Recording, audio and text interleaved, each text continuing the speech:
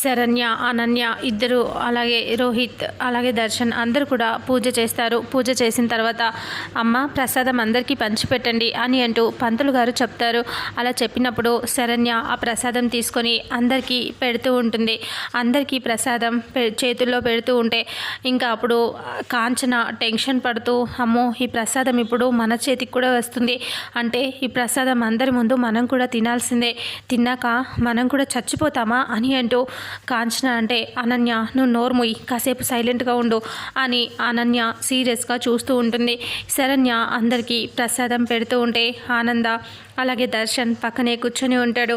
ఇక దర్శన్ దగ్గరికి వచ్చి ప్రసాదం తీసుకోండి అని అంటూ శరణ్య ప్రసాదం ఇస్తూ ఉంటే దర్శన్ చాలా కోపంగా సీరియస్గా చూస్తూ ఉంటాడు. తను సీరియస్గా చూస్తూ ఉంటే ఇంకా అప్పుడు ఆనంద ఏంటి దర్శన్ తీసుకో అని అనటంతో అప్పుడే దర్శన్ సరే అని ఇలా చెయ్యి ముందుకు పెడతాడు. శరణ్య దర్శన్కి కూడా ఆ ప్రసాదం పెడుతుంది. మరి అందరికీ ఆనంద చేతికి అందరి చేతికి ప్రసాదం ఇస్తే అందరూ కూడా ఆ ప్రసాదాన్ని నోట్లో వేసుకుంటారు. ప్రసాదం తిన్న తర్వాత అందరికీ ఏమైనా అవుతుందా, నిజంగా ప్రసాదం తింటారా, తింటే విషయం కలిసింది కాబట్టి ఏమైనా ప్రమాదం జరుగుతుందా, ఆ ప్రమాదం వల్ల శరణ్యకి ఏమైనా అందరూ తిడతారా, అసలు ఏం జరుగుతుంది అనేది రాబోయే నెక్స్ట్ ఫుల్ ఎపిసోడ్లో తెలుసుకుందాం.